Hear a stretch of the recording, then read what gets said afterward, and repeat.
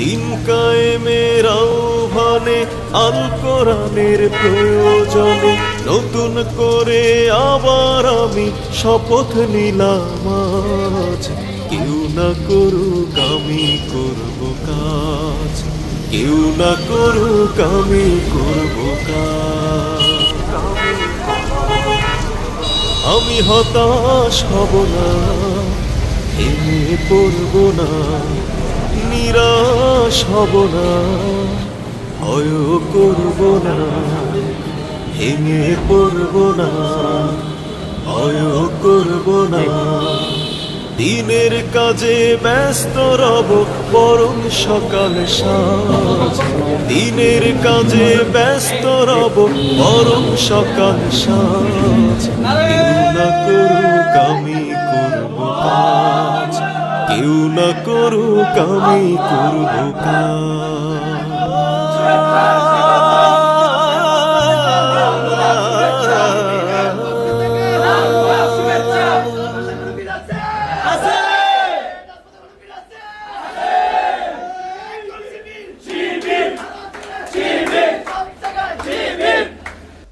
শতবর্ষে লালিত কুমিল্লার অবস্থিত শুধু বাংলাদেশ নয়, গোটা পৃথিবীর মাঝে পরিচিত ঐতিহ্যধন্য শিক্ষাপীঠ ভিক্টোরিয়া কলেজের আজকের এই নবীনবরণ অনুষ্ঠান, যার আয়োজনে বাংলাদেশ ইসলামী ছাত্র শিবির প্রাণের সংগঠন, যাই সংগঠন মুশতাক ফয়েজিকে আজকে এখানে দাঁড়াতে প্রস্তুত করেছে, যে সংগঠন তিল তিল করে শুধু এক মুশতাক ফয়েজি নয়, হাজারো ছাত্র জনতাকে তিল তিল করে লক্ষ্যের চূড়ান্ত পর্যায়ে পৌঁছে দেওয়ার জন্যে অভিভাবকত্ব নিয়ে দায়িত্ব পালন করে আজ অবধি তার নিজস্ব দায়িত্ব পালন করছে। সে প্রাণের সংগঠন ইসলামী ছাত্র শিবির কর্তৃক আয়োজিত আজকের আয়োজনে উপস্থিতি সম্মানিত সভাপতি, প্রধান বক্তা ইতিমধ্যে যিনি কথা বলেছেন, যার কথাগুলো শুনছিলাম মন্ত্রমুগ্ধের মতো, যার কথাগুলো ইতিহাস স্মরণ করিয়ে দেয়, যার কথাগুলো হৃদয়ে আন্দোলন সৃষ্টি করে, যার কথাগুলো স্বপ্নের জগতে নিয়ে স্বপ্নিক মানুষ হিসেবে নিজেদেরকে কাঙ্ক্ষিত মানে পৌঁছে দেওয়ার জন্যে স্বপ্ন দেখতে পছন্দ করে।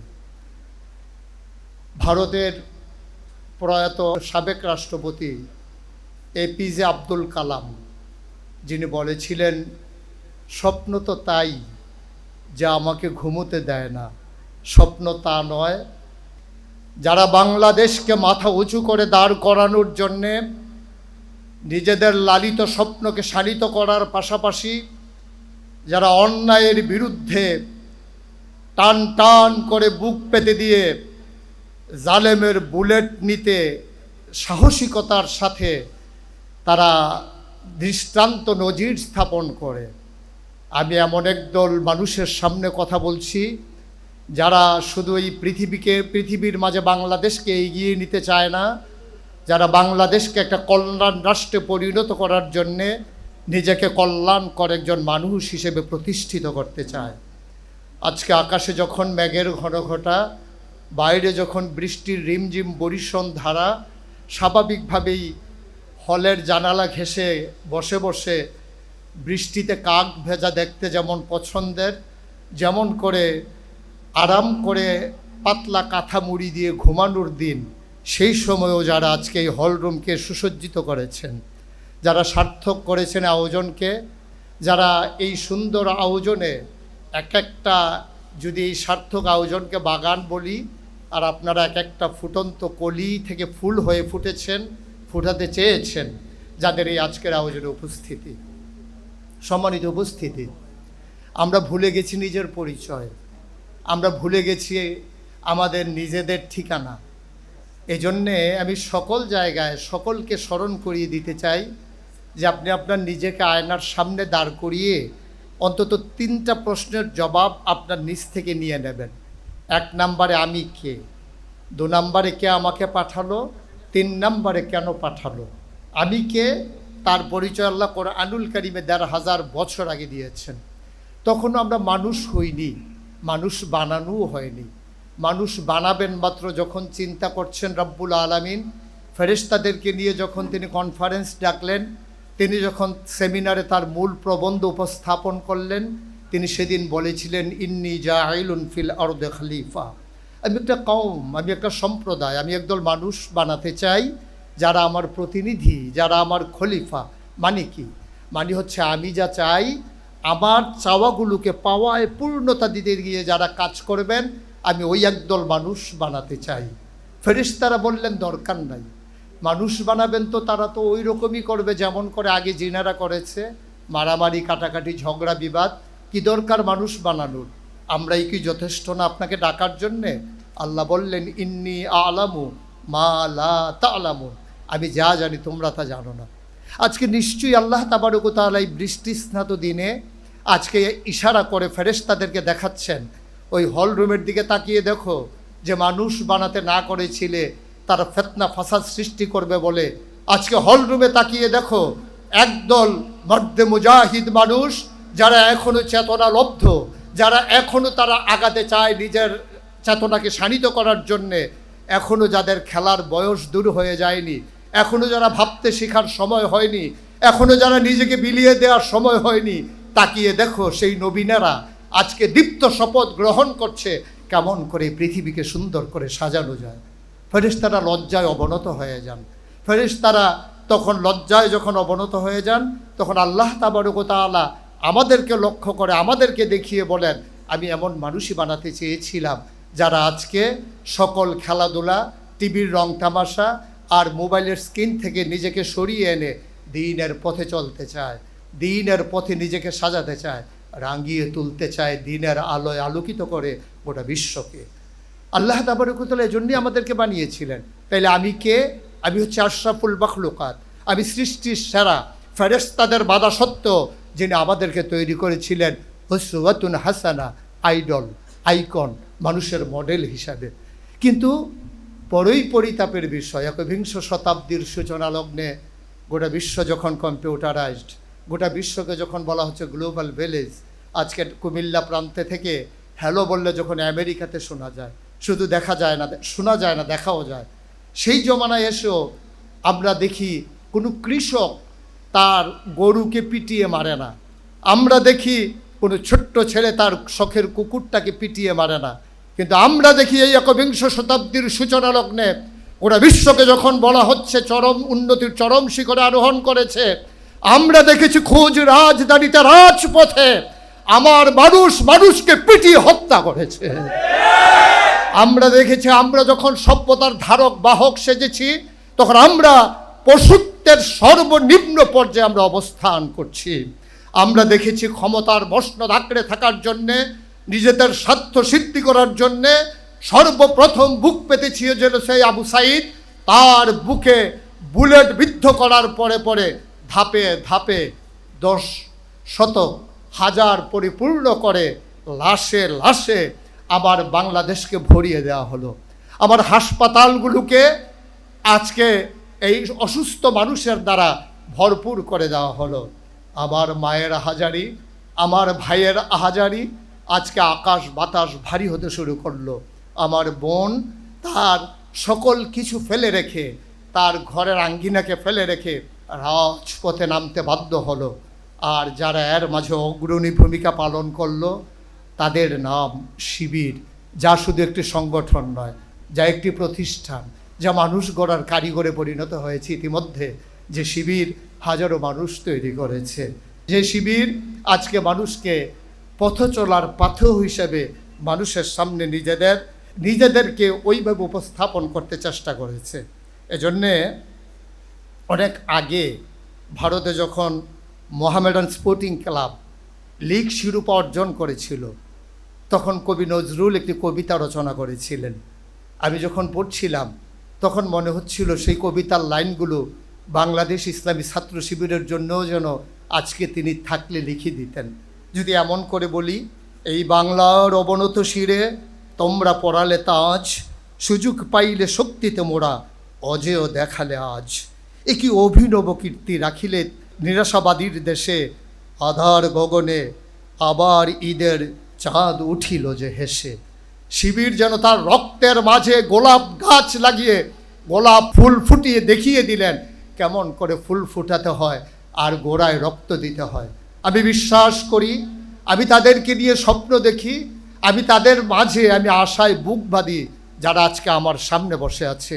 আমি বিশ্বাস করি শিবির যদি স্বমহিমায় সচেতনায় জেগে থাকে তাইলে বাংলাকে আবার পেছনে ফেলে দিতে পারে এমন কোনো শক্তির উদ্ভব হওয়ার সাহসই বাংলাদেশে কেউ করবে না ইনশাআল্লাহ। আমার বিশ্বাস শিবির হবে অতন্ত্র প্রহরী। আমার বিশ্বাস শিবির নিজেকে জাগাবে এবং ঘুমন্ত মানুষকে জাগিয়ে তুলবে। আজকের এই নবীন বরণ অনুষ্ঠানে আমরা যদি নিজেদেরকে জাগিয়ে নিতে পারি, সে পতাকা তলে ঐক্যবদ্ধ করে নিয়ে নিজেদেরকে গড়ে তুলতে পারি আর নিজেদেরকে চেতনায় সারিত করে নিতে পারি, যেমন করে জেনেছিলাম আমি কে আমাকে পাঠালেন, তিনি নিজেই বলে দিলেন যে তিনি সেই যে রব্বুল আলামিন। কেন পাঠালেন আল্লাহ তাও জানিয়ে দিলেন, ইয়া আইয়ুহান্নাস উবুদু রাব্বাকুম আল্লাযী খলাকাকুম ওয়াল্লাযীনা মিন ক্বাবলিকুম লাআল্লাকুম তাত্তাকুন। আল্লাহ এই জন্যই আমাদেরকে পাঠিয়েছেন যে হে মানুষেরা, উবুদু রাব্বাকুম, তোমরা ইবাদত করবে তোমার রবের, যিনি তোমাকে সৃষ্টি করেছেন। তিনি মায়ের আর বাবার মধুর মিলনে যখন তারা লিপ্ত হয়েছিল তখন বাবার পিঠ থেকে মায়ের বুক থেকে দুফুটো পানি সবেগে নিগৃহীত হয়ে যে জায়গাটা গিয়ে একত্রিত হয়েছিল মায়ের সেই রেহেমের ভিতরে দুফুটো পানি হয়ে গেল এক ফোঁটা রক্ত।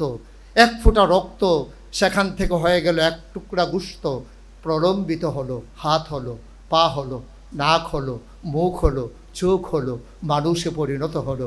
এ পৃথিবীতে আসলো এই পৃথিবীকে সাজানোর জন্যে।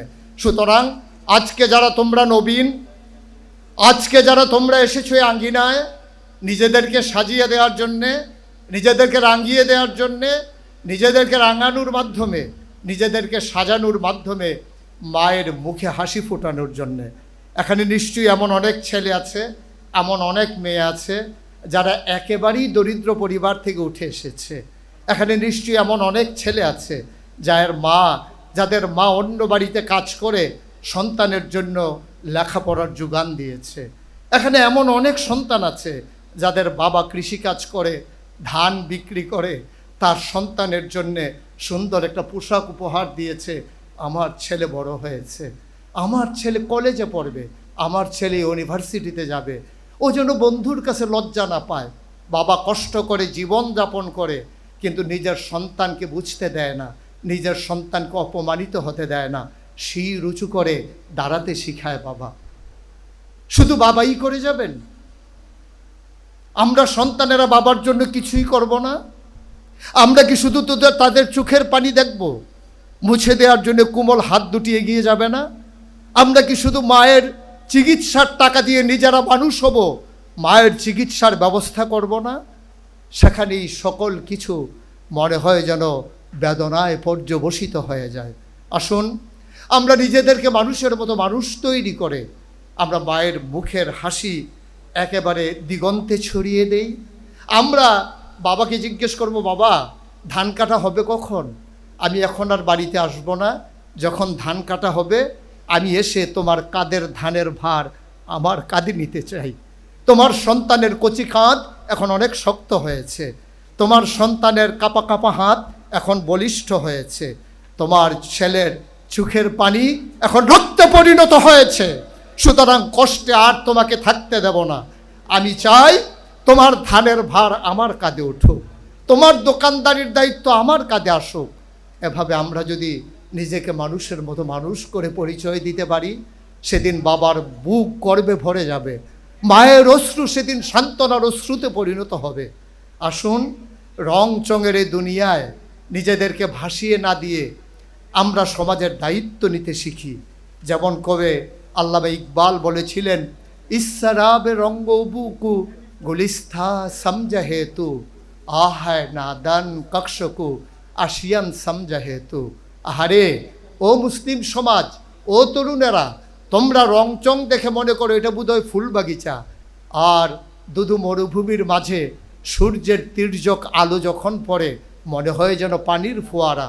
মনে রাখবা, রংচং ফুল বাগিচা নয়, আর মরিচিকা পানির ফোয়ারা নয়। সুতরাং আসো আমরা জেগে উঠি। আমাদের সামনে যিনি আইডল, আমাদের সামনে যিনি উসওয়াতুন হাসানা, যিনি আমাদের জন্য মডেল, তিনি সেই নবী মুহাম্মদ রাসূলুল্লাহ সাল্লাল্লাহু আলাইহি ওয়াসাল্লাম। আমরা তার আদর্শ উজ্জীবিত হই, তার আনিত বিধানকে সমাজের রন্ধ্রে রন্ধ্রে আমরা পৌঁছে দেই।